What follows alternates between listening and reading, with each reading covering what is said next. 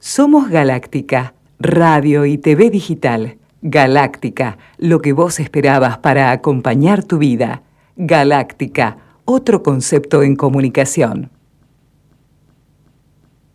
La actualidad misteriosa viene y tiene su lugar, su espacio, como debe ser, como todos los martes y jueves, luego de las 19 horas, hoy un poquito pasada, pero bueno, es así, la dinámica de Galáctica Internacional, este periodismo auténtico, pluralista y de vanguardia, está denotando que a veces, bueno, los tiempos nos van realmente superando. Vamos a darle, como siempre, la bienvenida, ¿no es cierto?, al hombre que maneja todo el mundo del misterio, con una nueva normativa ya en las próximas horas. Estamos reprogramando, diagramando con algunas pildoritas nuevas para incentivar, por supuesto, toda esta comunicación que establecemos con ustedes en esto que es justamente el mundo paranormal con Antonio Las Heras. ¿Cómo estás, Antonio? Un gusto saludarte. Lo mismo, Pedro, muy bien, y la alegría de escuchar que Galáctica Radio y Televisión tiene la repercusión que está teniendo cada día más. Estamos muy emocionados, impactados realmente, porque es mucho el esfuerzo que hacemos y a veces, bueno, uno no se da cuenta de cómo esto va repercutiendo y cómo va impactando justamente en la sociedad local e internacional, ¿no? Y fíjate que justamente estábamos tocando un tema muy delicado hace un rato, lo que es justamente la problemática de la inseguridad y del serio conflicto que hay con la policía de la provincia de Buenos Aires, ¿no? Un tema que realmente está complicando mucho a los ciudadanos por la tremenda ola de inseguridad que hay creciente día tras día, ¿no? Sí, claro. Así que bueno, realmente a veces hay temas que tiene que darle espacio para que la gente conozca y sepa y que escuche las dos caras de las monedas, ¿no? Porque a veces, viste, los funcionarios hablan, pero el trasfondo es totalmente distinto a lo que se plantea, ¿no? A veces por hacer política se pierde el fondo de la cuestión, ¿no? O sea, no se integra justamente las personas que están en discusión para buscarle alguna respuesta coherente y razonable, que es en definitiva lo que habría que lograr. Y bueno, son tiempos difíciles, bastante difíciles, tiempos fuera de lo común, y cuando estás en situaciones fuera de lo común, tenés que encontrar soluciones y respuestas que también sean fuera de lo común. Ahí está. Tiempos extraordinarios requieren medidas extraordinarias. Por eso nosotros estamos un poco llamando a la cordura de la Fuerza de Seguridad de la Provincia de Buenos Aires y también de la clase política y judicial, para que de alguna manera empiecen a dialogar en serio, ¿viste? Porque si no, siempre los más afectados son los ciudadanos y los que perdemos la posibilidad de tener una digna calidad de vida justamente somos nosotros, que estamos permanentemente acorralados cuando realmente habría que buscar la solución de fondo y que parece a veces que no lo quieren hacer, ¿no? Estaría bueno eso, que tomen conciencia y empiecen a dialogar para buscarle una solución valedera y real, ¿no? Pero acabas de utilizar un término que es el que hay que destacar, solución de fondo. Claro. Solución de fondo. Yo a mis alumnos siempre les decía, frente a los hechos que hay que resolver, porque afortunadamente los seres humanos estamos dotados de libre albedrío, estamos dotados del pensamiento racional, reflexivo, entonces podemos encontrar soluciones. Pero siempre les daba este ejemplo. A ver. Digo, usted tiene una caries, entonces la caries le empieza a molestar. Y en lugar de ir al odontólogo, o sea, en ponerse en manos del profesional, usted dice, pero me tomo un analgésico, y curiosamente tomo este analgésico y por 24 horas no me molesta. Ahora, después me molesta más, la molestia es mayor, entonces me tomo 2 analgésicos y se me va. Eso sí, empiezo a tener problemas gastrointestinales, porque los analgésicos que no me los está recetando el médico, sino que me los receto yo para buscar una solución que es evitar hacer lo que tengo que hacer, en este ejemplo, ir al odontólogo, el resultado termina siendo que el día que llegas al odontólogo te tiene que sacar la muela, porque ya la caries es ni tratamiento de conducto, pero a su vez tenés que ir al gastroenterólogo, porque ahora tenés un problema gástrico. Se te complica la cosa. Y todo eso comenzó porque no buscaste la solución de fondo. Ahora, desde la óptica de la psicología... utilizaste sucedáneos. Entonces, para el ejemplo concreto que vos estabas dando, decís, bueno, la fuerza de seguridad, la justicia, sí, bueno, pero antes de eso tiene que haber una legislación que funcione para lo que ocurre en el año 2021 y lo que ocurrirá en 2022, etcétera. No podés estar con una porque se quedaron en el tiempo, ¿viste? Claro, luego, se quedaron en el tiempo. Parece que van detrás de los acontecimientos. Necesitas gente entrenada para las situaciones actuales. También. Entonces necesitas legisladores que estén ocupados en lo que se tienen que ocupar, que es legislar y pensar para el bien de la población. Y necesitas una población que cuando vote con inteligencia, con racionalidad. Para eso necesitas una población educada, instruida. Exactamente. Que vote con el cerebro y no con la emoción, o sea, con el corazón. No. Las elecciones son para usar el pensamiento racional, matemático. A ver, esta persona me está ofreciendo esto, cumplirá, no cumplirá, cuáles son sus antecedentes, qué hizo, pero los resultados muestran que en general en la Argentina, en Estados Unidos, en Francia, en cualquier parte del mundo, y esto los políticos y los managers de los políticos lo saben muy bien, en general, frente a una elección, uno se maneja, salvo excepciones que no son las que van a modificar el resultado eleccionario, en general el votante se maneja con la emoción. Ahora, teniendo en cuenta eso que vos decís, ¿no? Manejarse con la emoción, viendo lo que está pasando en estos tiempos donde realmente hay cada vez una mayor grieta, pero a todo nivel, hay un descontento masivo, ¿tomarán conciencia desde la óptica? Vos sos psicólogo, ¿no? Entonces por ahí lo podés interpretar de otra manera mucho mejor que lo puedo hacer yo. Bueno, ¿Hay alguna como otra psicólogo social, por supuesto. Sí, pero ¿hay alguna óptica de visualización de que esto se pueda revertir? Porque la gente ya tiene un cansancio tremendo, hay una saturación y un malestar muy, muy amplio, muy grave, ¿no? ¿Se dará cuenta a tiempo la clase política que, bueno, ya es hora realmente que se pongan los pantalones largos y empiecen a hacer las cosas como corresponde? Ya que mencionaste mis estudios, tanto mi tesis de doctorado en psicología social como mi tesis de magíster en psicoanálisis, yo que he abrazado la psicología de Jung, de Carl Gustav Jung, la psicología de los arquetipos, pero en ambas tesis siempre me ocupé de temas argentinos. Claro. Por ejemplo, en mi maestría en psicoanálisis hago un análisis de Martín Fierro, de ese poema gauchesco en Martín Fierro. Y ya en Martín Fierro, escrito por José Hernández a fin del siglo XIX, encontrás una cantidad de elementos que para nosotros en la psicología social, porque acá estamos hablando justamente de los grupos, son riquísimos. Cuando Martín Fierro escribe, cuando José Hernández escribe esos versos de Martín Fierro que comienzan diciendo: hacete amigo del juez, no le des de qué quejarse, porque siempre es bueno tener palenque han de ir a rascarse, escrito a fines del siglo XIX, 1890 y tanto. Bueno, hoy ya te muestra algo. ¿No? Y quiero seguir haciendo este análisis desde la psicología de Jung, los arquetipos. Aquí en la Argentina uno observa claramente dos estructuras arquetípicas vigentes. A ver, contame. Una es lo que Jung llamó el arquetipo del paraíso perdido. ¿Cómo es eso? A ver. El arquetipo del paraíso perdido, que Jung lo encontró desde los más antiguos mitos y leyendas hasta las culturas contemporáneas. No olvidemos que Jung nació en 1875, murió en 6 de junio de 1961. Que era otra época también, ¿no? Más light, más suave que la que vivimos ahora.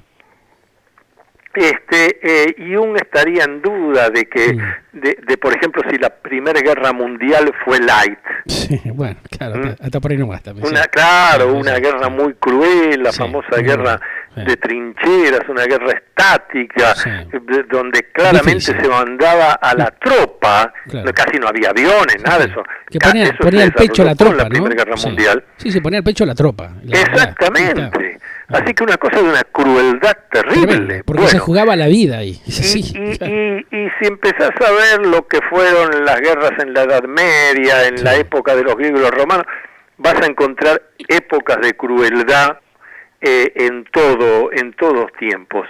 Pero ahí ya me llevas un minutito a otro aspecto, la crueldad.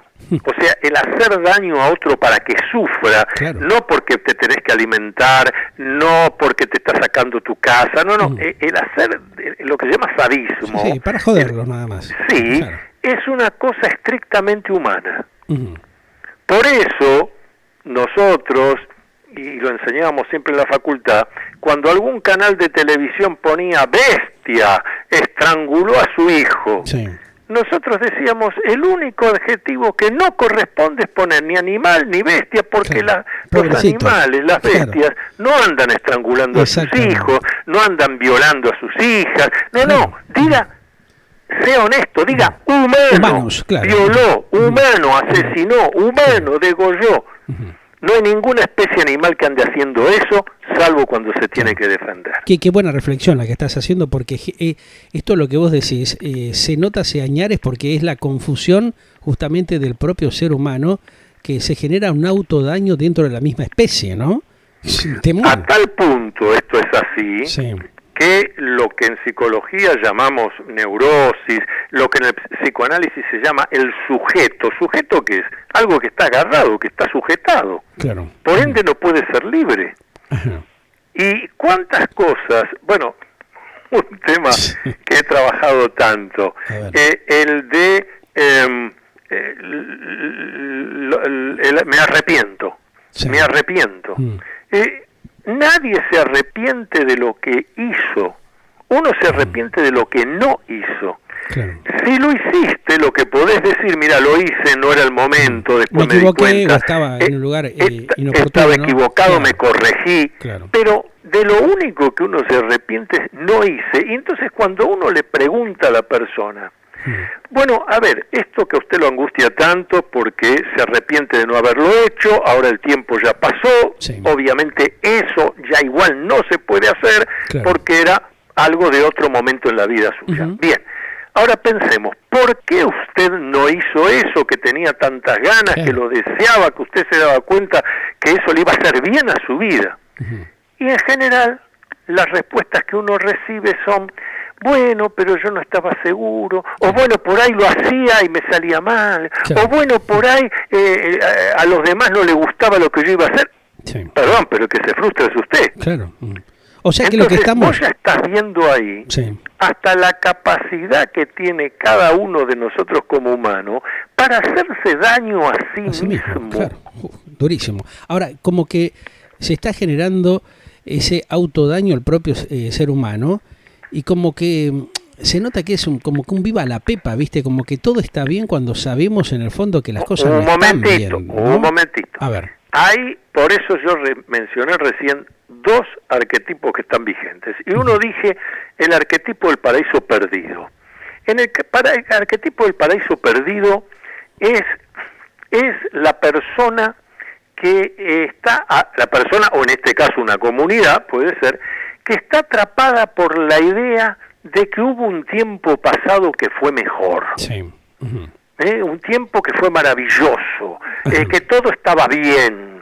Pongamos un ejemplo, un momento en que el Estado le daba todo, las cosas salían bárbaras, no había problemas. Bueno, en realidad eso no ocurrió nunca. Pero se ha ido repitiendo de tal forma que le quieren hacer creer lo mismo a la gente, o sea, con esa excusa. Ojalá fuera, ojalá fuera que quieren hacer creer. No, la comunidad termina convencida de que eso ocurrió. Y que debe seguir siendo así. Un tiempo que ni siquiera lo viviste vos, pero te lo refirió tu papá, tu tío, tu abuelo, que vas a saber a su vez a qué hacían referencia. Entonces, por eso es un arquetipo, es una cosa que no ocurrió, pero el arquetipo perdido. Entonces, primero, estamos atados en explicar el futuro a través del pasado, cosa que en la Argentina lo vemos muy bien. Los políticos no te dicen, señor, esto ha salido mal, déjeme que yo lo corrija. Esto salió mal porque el anterior hizo y el otro hizo. Le echan la culpa siempre al anterior, pero ellos no se comprometen a resolver los problemas, ¿no? O sea, es una seguidilla de engaños permanentes. Pero eso demuestra la eso es una declaración de autoincapacidad. Claro. Si yo le echo la culpa a otro, digo, por culpa del otro estamos mal. Bueno, y usted es un incapaz, un impotente que no puede resolver el problema. Salga de donde está. Exacto. Por eso, Angela Merkel, la primer ministro alemana, entre tantas cosas interesantes que ha dicho, lo único que un político no puede decir es no puedo resolver esto porque el anterior, o no puedo resolver esto porque no conocía la verdadera situación. Dice, porque entonces, ¿para qué se ha ofrecido usted a un cargo que se supone que si usted se ofrece para ocupar ese cargo es porque usted es capaz de resolver hasta lo que no conoce? Ahora, nosotros en Latinoamérica tenemos una manga de inoperantes, de incompetentes, verseros, guitarreros, a más no poder, ¿no? Porque eso lo están demostrando día tras día de una manera vergonzosa, ¿no? Y esta sociedad también es gran culpable de todo esto que estamos viviendo y padeciendo, porque los avala, ¿viste? Con la idea de que le van a dar una mejor calidad de vida y termina siendo todo lo contrario. Bueno. O sea, la necesidad de la madurez que tiene que tener esta sociedad, hay que replantearnos realmente con mucha seriedad qué es lo que vamos a hacer y cómo viene este futuro, ¿no? Porque si seguimos echándole la culpa al anterior, como hacen estos vergonzosos dirigentes en los últimos tiempos, no vamos a obtener ningún tipo de respuesta ni de solución real. Bueno, pero un momentito. A ver. Vos acabás de usar otro término importante que hablaste... ¿Cómo vengo? Y no me des tanta manija porque si no después van a decir, mirá, este es un soberbio. Ahora acabás de usar, antes fue solución de fondo, ahora usaste otro término clave que es madurez. Madurez, exactamente. Y precisamente, yo por eso dije que hay dos estructuras arquetípicas, siempre siguiendo la psicología de Carl Gustav Jung. Sí. La psicología profunda. Hay dos estructuras arquetípicas que están funcionando. Una, ya dije, la del paraíso perdido. O sea, siempre hay que ir para atrás. Siempre el problema está atrás. Y en el futuro, ¿y qué es lo que estamos esperando? Claro. Que haya un futuro donde recuperemos ese paraíso perdido. Pero como ese paraíso perdido es imaginario, obvio que no lo vamos a recuperar nunca. Ese es un aspecto. El otro arquetipo que está vigente acá es el que Jung llamó el del niño eterno. Por eso vos mencionaste, lo opuesto del niño eterno es la madurez. Bueno, ¿qué es el arquetipo del niño eterno? No se refiere a gente que tenga determinada edad cronológica. No es para los que tienen 10 años, 15 o 40. El arquetipo del niño eterno refiere a una actitud frente a la vida que puede tener una persona de 80 años cronológicos, de 40, de 15, de 8. ¿Qué significa qué? La certeza de que hay otro que tiene un supuesto poder, un supuesto saber, que me va graciosamente, generosamente, gratuitamente, me va a traer las soluciones a las dificultades de mi vida. Es el mal, lo que ha pasado, que han mal acostumbrado a esta sociedad, que termina pretendiendo eso cuando sabe que no se lo pueden dar, no lo pueden resolver esos temas. Ahí ves, ahora voy, recién decía todo muy bien, ahora digo no. No es sabe que, no es cierto. Pretende, porque vos tenés que ver cómo funciona el arquetipo del niño eterno. ¿Y entonces? Vamos a ponerlo en términos de chicos realmente, y de nuestra época. Nosotros teníamos 7 años, papá nos llevaba a la plaza y pasábamos por el kiosco. Entonces papá decía, te compro un alfajor y lo vas a comer después que juegues, porque si no ahora te va a hacer mal. Y uno empezaba a hacer todo un berrinche, porque uno decía, que papá me dé el alfajor ahora, que es cuando yo lo quiero, y si me enfermo papá se ocupará y mamá también. Y además, no quiero que me compre un alfajor, si yo vi que el kiosquero lo sacó de una caja, quiero la caja entera, y si es posible el kiosco entero, porque en mi imaginario infantil, mi papá y mi mamá, que son todopoderosos, así como me compran un alfajor, me pueden comprar el kiosco entero. Claro, por algo después me decís, sí, pero dime que tu papá tenía un empleíto. No, pero esa es la realidad, lo real. En cambio, yo te estoy hablando de la fantasía del niño. Claro. Papá lo puede todo, mamá también. Si me duele el estómago porque me comí el alfajor antes de ir a los juegos, mamá viene, me pone la mano, me hace sana y me curo. Obviamente todo eso no sucede, después me tienen que llamar al pediatra, mi papá no puede comprar el kiosco entero y aunque pudiera no tendría sentido, pero ese chico está convencido, no es que lo que vos dijiste, pero sabe que no puede, no, está convencido, está convencido y sabe que puede, y que en todo caso el padre es malo porque no le compra el kiosco entero. Ahora, y no lo deja habilitar, 30 alfajores juntos. Pero habilitar justamente eso, Antonio, es un mal precedente para el chico porque lo mal acostumbras y le estás dando algo que realmente no es adecuado en ese momento, porque va a quedar, digamos, como una base, un reflejo de otras exigencias inadecuadas que te va a volver a hacer. Pero es que además, lo cierto es que, por eso arquetipo del niño eterno, el niño lo hace como una construcción mental porque tiene la necesidad en esos primeros tiempos de vida de creer, de estar convencido que sus padres son todopoderosos, porque si no el mundo se pone muy bravo para enfrentarlo siendo un chico de 4, 5, 6 o 7 años. Ahora, lo que estamos viendo en estos grupos sociales, estas sociedades que vos estabas describiendo, es que está el arquetipo del niño eterno vigente en el grupo social, de manera tal que no importa si tiene una edad cronológica de 10, 15, 20, 30 o 40 años, la expectativa es que va a haber alguien, un todopoderoso, que es el que va a venir y nos va a resolver, pero vuelvo a insistir, nos va a resolver a título gratuito, porque si no, ya te conozco, Pedro querido, y me vas a decir, bueno, pero no es a título gratuito, porque todo lo que el Estado pueda darle a la comunidad se lo tiene que haber sacado primero a través de los impuestos.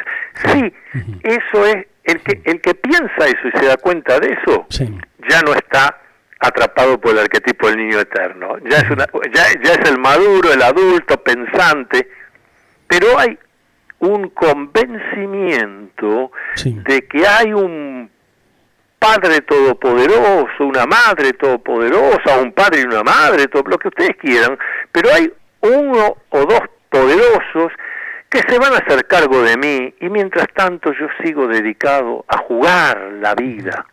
Ahora, ¿cómo controlas esos excesos, entre comillas, que se van dando, ¿no?, dentro del ámbito del ser humano?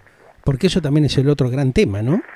De la manera en que, ahora que se está por cumplir en unos días un nuevo aniversario de su nacimiento, de la manera en que lo dijo Domingo Faustino Sarmiento, que dijo, perfecto, el pueblo es el soberano, no se discute eso, pero hay que educar al soberano. ¿Y lo entienden, por ejemplo, los líderes en estos últimos tiempos? ¿Vos percibís, no sé, que Duhalde, Cristina de Kirchner, Menem, Duhalde también en su, digamos, etapa como gobernador, así como fue presidente de la Nación, el propio Alberto Fernández, ¿entienden, comprenden eso a lo cual nos estamos refiriendo? ¿O no pueden resolverlo? Vos no das algunos nombres, pero yo diría mucho más la abajo, generalidad. ¿no? En su totalidad, por eso. Si uno observa, hablando de la Argentina específicamente, porque en otros países es distinto, pero hablando de la Argentina, si uno observa los últimos 50 años, uno advierte que el deterioro educativo ha ido en crecimiento. Es tremendo, sí. Es y ha ido, como va siempre, en forma paralela con la pobreza, con la miseria, con la falta de trabajo.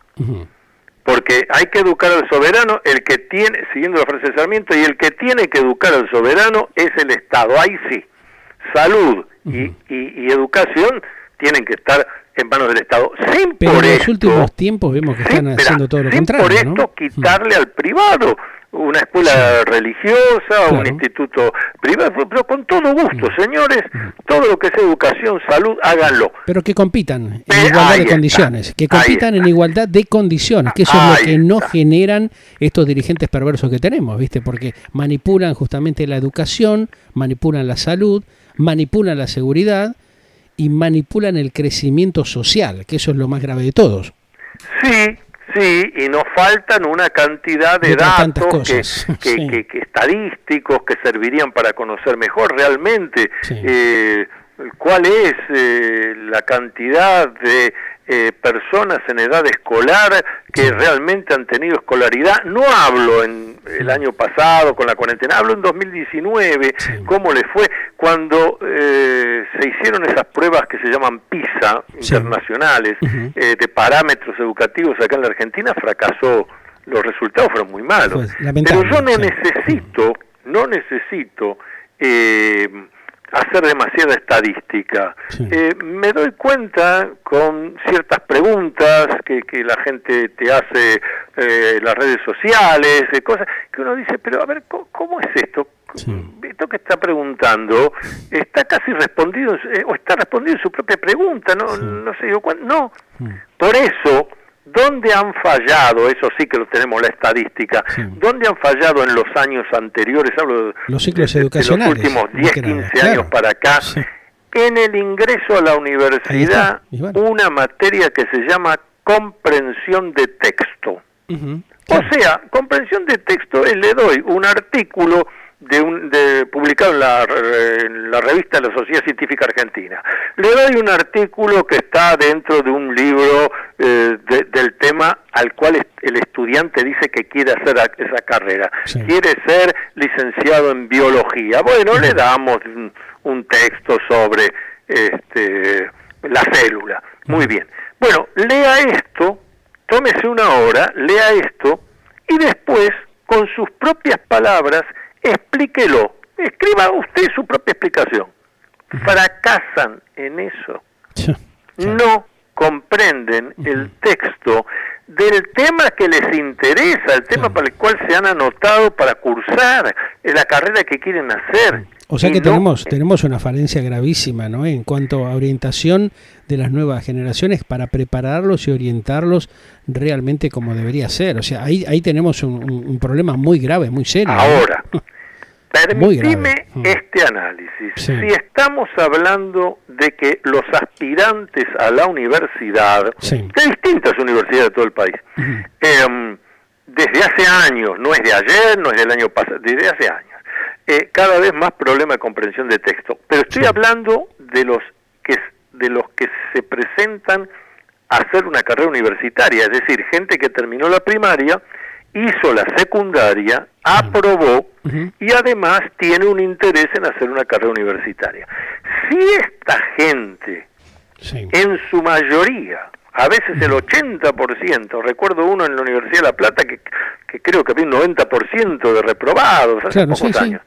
Bueno, varias veces pasó con la carrera, por eso de digo medicina. Que Medicina era lamentable, bastantes años, no es algo de ayer, no nos engañemos. El deterioro es progresivo, pero viene desde hace mucho. Ahora, si ese estudiante universitario que pretende ser estudiante universitario no puede comprender 4 carillas de lo que él dice que le interesa estudiar, cuando vos hace un rato me decías, bueno, pero la gente no se da cuenta, o sí que se da cuenta, ¿sabe? Si el futuro estudiante universitario no puede hacer comprensión de texto, imagínate a alguien que no tiene el proceso educativo necesario para tomar, hacer un análisis, como decimos en ciencias, de las variables intervinientes, por ejemplo, de lo que dice un político. Hay que analizar las variables intervinientes de lo que dice el político para sacar una conclusión de si esto que me está diciendo es posible o no es posible. Ahora, básicamente para eso tengo que tener una comprensión de texto, tengo que tener una comprensión racional. Ahora, a lo que voy, por ejemplo, lo que se ve en los últimos años en la Argentina puntualmente, un país que en determinado momento era uno de los más cultos de Latinoamérica, eso se ha ido agravando y deteriorando cada vez más. No hay un compromiso justamente de la clase política educacional, básicamente, para poder de alguna manera restablecer, reorganizar eso para hacer un nuevo planteo? Porque uno no lo ve, no lo nota eso, ¿eh? Bueno, pero volvamos a hacer comprensión de los textos de lo que sucede. Fijémonos lo siguiente.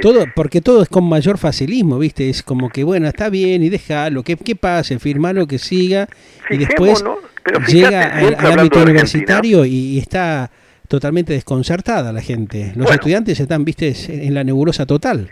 Bueno, pero están en la nebulosa total en esto que vos decís, a raíz de que quienes tienen que decidir parece que no deciden. Fíjate lo siguiente, ¿quiénes son los que han demostrado, hablo de la Argentina exclusivamente, quiénes son los que han demostrado más interés en que no empiecen las clases, que no haya proceso educativo?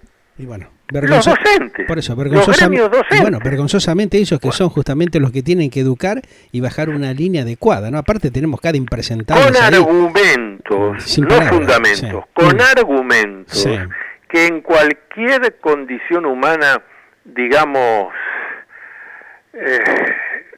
se avergonzaría. Porque las fuerzas de seguridad están activas. Los médicos, enfermeros, están todos activos. Hay una cantidad de necesarios que están activos durante toda la pandemia. Sí, lo que pasa es que ponen excusas, claro, ponen excusas ridículas. Ni siquiera con los protocolos.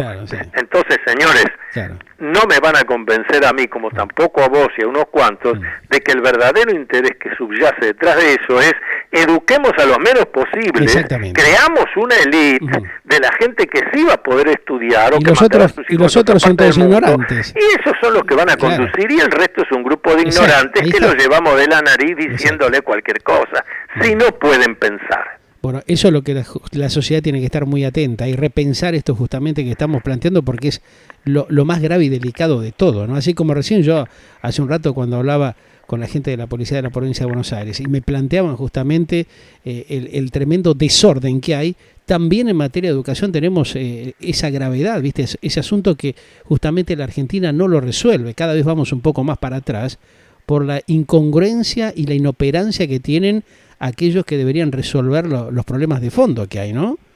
Porque ponen excusa, ¿viste? Te dicen, no, porque las escuelas no están preparadas, porque se llueve. Bueno, dejate de joder, andá y resolvela. Pero acá hace 40 años que estamos en la misma situación. Este versito yo lo vengo escuchando hace 40 años más o menos, Antonio.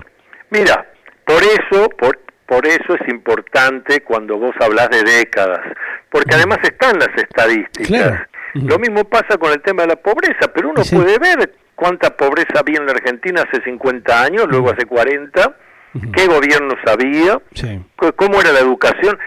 Hablemos de una institución que todavía hoy pelea con mucha fuerza, pero una institución reconocida en el mundo entero, la Universidad Nacional de Buenos Aires. Claro. Y sí. ¿Cómo se entiende eso? Un graduado de la UBA salía del país, iba a cualquier parte del mundo, solo con abrir el diploma que decía Universidad Nacional de Buenos Aires, decía, mire, está contratado. Exacto. Bueno, todo el proceso educativo se fue deteriorando. Y a pesar de eso, y ahora vamos al aspecto que también hay que subrayar, a pesar de eso, en la Argentina se sigue haciendo investigación científica, investigación técnica. Claro. Porque tenemos profesionales realmente de altísima capacitación y de real valía. O sea, vos fíjate que cada uno de ellos que sale al exterior siempre son reconocidos, trabajan en equipos, generan desarrollos maravillosos. Pero hablo sin salir al exterior. También, sí, el esfuerzo que hacen los que están acá, ¿no? Los que la luchan, como lo podemos hacer nosotros. Voy a dar un ejemplo que si no lo decimos pasa desapercibido. A ver, contámelo. Lo estábamos hablando hace un par de horas, una reunión que tuve en la Sociedad Científica Argentina, donde justamente yo dirijo el Instituto de Estudios e Investigaciones Junguianas. Y hablábamos ahí en la Sociedad Científica Argentina, que es la sociedad de ciencias más antigua del país, dicho sea de paso, fundada por Domingo Faustino Sarmiento. Hablábamos del hecho notable, extraordinario, de que ya están llegando a Marte las 3 espacionaves que se lanzaron, como lo dijimos acá en Galáctica, hace 9 meses. Exacto. 2 de ellas ya están en órbita en torno a Marte. Una de ellas es una sonda enviada por China. Claro. Bueno, está en órbita en torno a Marte desde hace aproximadamente un poquito menos de 24 horas. En este momento, un poquito menos de 24 horas. Sí. Y decíamos, vos sabés que lo comentamos hoy a la mañana, hicimos un informe de eso muy interesante también. Pero ¿qué hay que agregar? A ver. Que en el momento en que la sonda china entró en órbita en torno al planeta Marte, que en este momento está a unos 60 millones de kilómetros de la Tierra, que a nivel de espacial eso es poco, pero 60 millones de kilómetros. Bueno, en el momento que eso ocurrió, la Argentina también estuvo presente. Porque lo que hay que decir es que una de las aplicaciones que lleva esa sonda, una de las aplicaciones fundamentales para que haya podido hacer todo este viaje, ahora está en órbita en torno a Marte, y dentro de un par de meses va a salir de esa sonda que está orbitando un aparato con la intención de aterrizar amortiguadamente en Marte para hacer investigaciones. Bueno, trabajó allí? Una de las aplicaciones la hizo INVAP, Investigaciones Aplicadas, que es una del país. institución nacional con científicos argentinos que trabajan en la Patagonia. INVAP tiene unas construcciones maravillosas, han vendido incluso reactores nucleares, han vendido reactores nucleares a Australia. Sí, señor. Bueno, ahora, digo todo esto para que ¿cómo se note entiende, cómo a pesar de todas las lo que es la que hay. capacidad que tenemos los argentinos y la mal usamos, la digo yo antes que lo diga vos. La mal utilizada, la dilapidamos, porque aún con todo en contra, con el deterioro educativo, con la situación de los hospitales, etcétera, igual donde se reúne un grupo de técnicos y de científicos dentro del país sin necesidad de emigrar, sin embargo podemos hacer proezas de primer mundo. Ahora, esto que estás vos planteando es parte de esta realidad que se vive. ¿Por qué desde el área, digamos, política no interpretan esto y no salen a respaldar las cosas de una buena vez en la vida y dejarse de tanto chamullo, de tantas promesas y tanta campaña política permanente, en vez de apostar a eso, ¿no? A respaldar este tipo de proyectos que son los que hacen crecer al país, que son los que le dan una imagen con los propios conciudadanos para incentivarlos, es decir, bueno, terminemos la joda, mirá que este es el camino, ¿no? Este es el futuro que tiene que tener la Argentina, algo que se ha perdido hace décadas, ¿no? Por el verseo, por el guitarreo, por el pedaleo que hacen estos dirigentes, que realmente uno no termina de entenderlos. Sí, pero no, lo que vos no entendés es por qué pasa lo que pasa. Ajá. Porque ¿por qué pasa? siempre vamos a llegar a este punto acá, dialogando nosotros, porque, insisto, esto no ocurre porque vino un grupo que se apoderó del poder, no, todo esto ocurre porque hay elecciones, la gente vota de determinada manera y vota a gente que hace lo que estamos viviendo. Que, dicho sea de paso, cualquiera con 2 dedos de frente, más o menos, pandemia más, pandemia menos, se daba cuenta que se podía hacer. Entonces, una vez más, todo va a dar vueltas y va a volver a lo de Sarmiento. Hay que educar al soberano. Nosotros, el pueblo, tenemos que elegir a nuestros representantes, pero para eso tenemos que haber pasado del psiquismo infantil, del arquetipo del niño eterno, al arquetipo del adulto, del que toma las decisiones midiendo las consecuencias de sus actos, analizando el paso siguiente, haciendo un análisis racional y reflexivo de lo que cada político me dice, y en lugar de lo que dice, ver lo que hizo. Ahí está. Ver lo que hizo. Claro. Tomemos un ejemplo que está repetido en tantos lugares, por eso lo tomo. En el Congreso de la Nación, cuando hubo que votar para que los violadores no pudieran salir de la cárcel, etcétera, resulta que no se votó eso. Bueno, tendríamos que obligarle a cada uno de los que votó por la negativa que fundamente a nosotros, al pueblo. No, claro. Hay una desconexión absoluta entre el legislador y el pueblo. El legislador tiene claro que él no tiene ninguna obligación hacia el pueblo, no tiene por qué rendirle cuentas al pueblo. Hablo en la Argentina. Sí. Ahí está el grave error. El legislador le rinde cuentas a su superior, al dirigente de su partido, etcétera. Pero no vemos ninguna situación donde de respeto al soberano, los ciudadanos que lo votamos lo estemos esperando en la calle para decirle, pero sin ninguna violencia, mire, me tiene que explicar esto. ¿Por qué usted votó esto o por qué no votó aquello? Como saben que eso no va a ocurrir, entonces responden a quienes se deben. Y a quienes se deben son, bueno, a los jefes de las distintas bancadas, distintos partidos, al que le dijo vos vas a ir de cuarto candidato, de segundo. Las listas sábanas son un ejemplo magnífico. Una verdadera vergüenza, ¿no? Pero un ejemplo magnífico. Luego, ¿cuál es la idoneidad?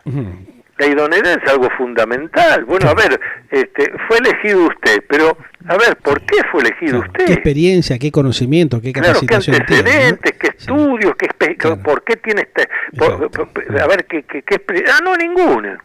Vos fijate que ahora otra vez están, paviando con modelitos, con gente, del mundo del espectáculo para meterla dentro del mundo de la política. Esperemos que la gente una vez madure y tome conciencia realmente que esto ya es imposible de soportar, ¿no? En las condiciones que está en la Argentina, si no madura la sociedad, mamita, Sí, pero ahí voy a hacer una puntualización interesante. A ver, dime. ¿Qué es esta? Porque así no puede parecer que nosotros estamos diciendo que si sos actor o actriz o modelo, no podés dedicarte a la política. No, de ninguna manera. Hay un ejemplo muy claro de eso en los Estados Unidos, que fue Ronald Reagan. Claro. O sea, vos podés ser un vaquero en las películas del Far West y después hacer una presidencia llevadera. El tema es si está capacitado. Ahí está. Pero ¿cómo se sabe? ¿Cómo se conoce si alguien está capacitado? Bueno, voy a usar una técnica bíblica. Por sus frutos los conoceréis. Por eso digo, veamos, no lo que dijo. ¿Qué votó esta persona? ¿Con qué partidos estuvo? ¿A quiénes acompañó? Yo hago el análisis racional de todo eso y ya me doy cuenta hacia dónde apunta esta persona. Claro. Y a partir de ahí puedo tomar la decisión si me interesa para votarlo o no. Ahora, si en lugar de eso estamos votando desde la emoción, sin reflexión, sin razonamiento, ocurren estas cosas. Estamos muy complicados, Ocurre el ejemplo más interesante, lo vuelvo a subrayar, es porque es concreto, es el de la lista sábana.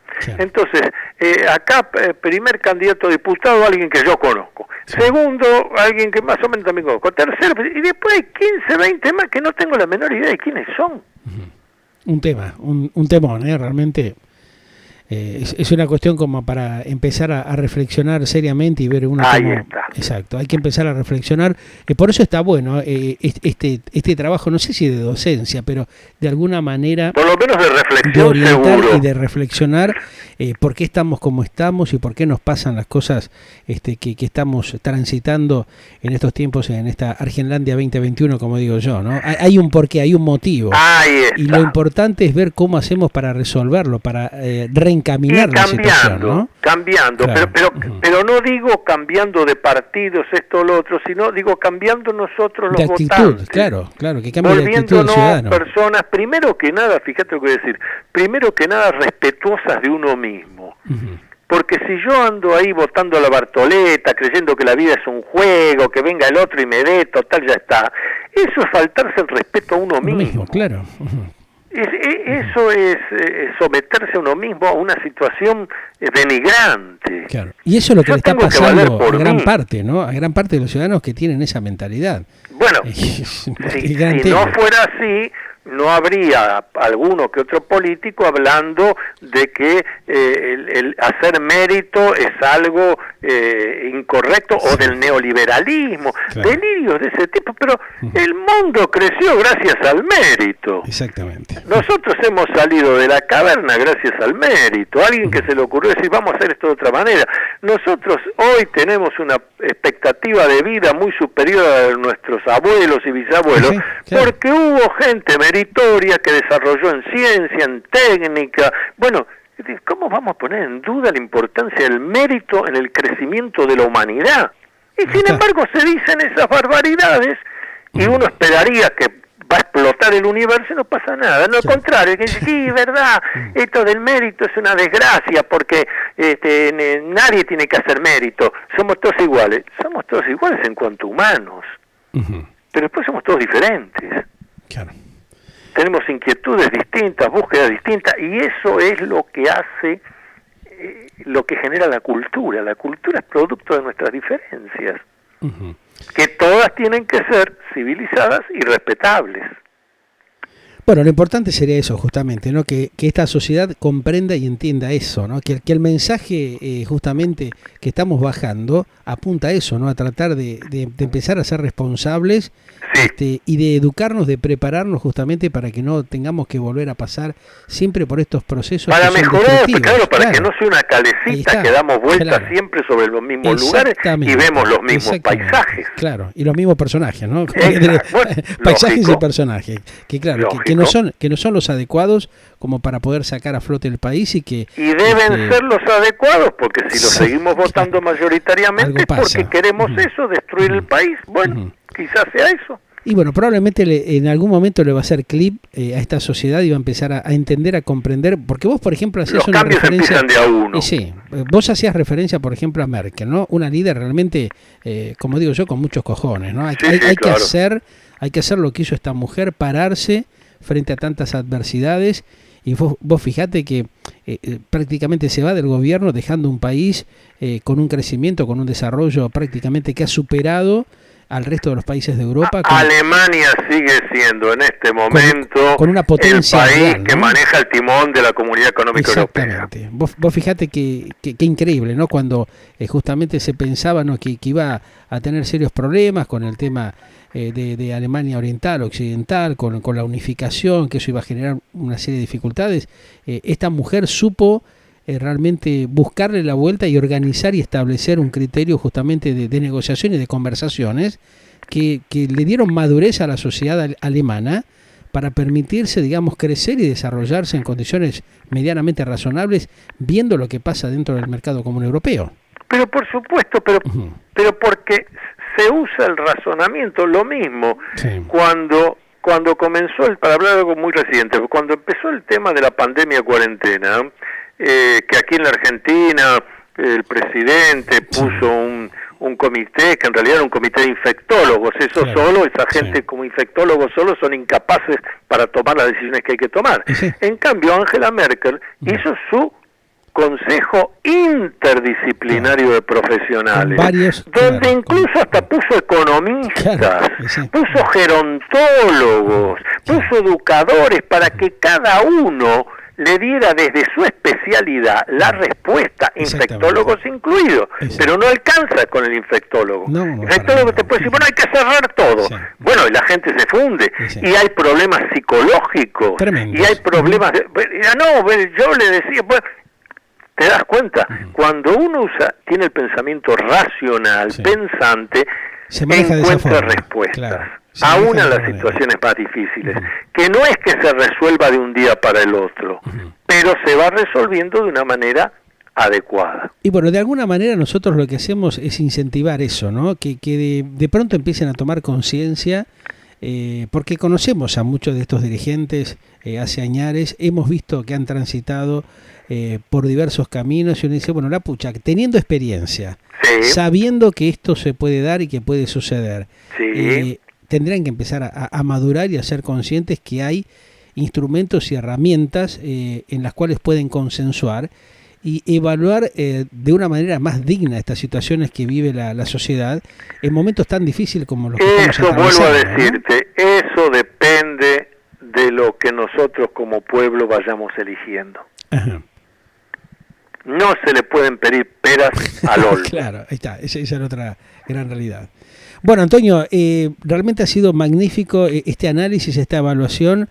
Nos queda pendiente todavía la continuación de las sociedades secretas. De otros temas, sí. Pero valió la pena, creo que encauzar esto, porque vos fíjate, mira, hemos tenido una repercusión, es tremenda la cantidad de mensajes, la participación de la gente, los oyentes y televidentes que nos están viendo. Sí, y además escuchando. vos señalaste muy bien, tenemos que movernos de acuerdo a la actualidad. Exacto, o sea, surgió un tema de lo que está pasando en estos momentos en el país, ¿no? Y que preocupa no solamente a la sociedad argentina, sino al mundo. Al mundo. Donde se van cruzando estos temas realmente que necesitan tener algún tipo de contención efectiva, ¿no? Concreta, real. Totalmente. Antonio, te mando un gran abrazo como siempre. Hasta la semana que viene, luminoso abrazo para todos y cada uno. Igualmente, gracias, Antonio.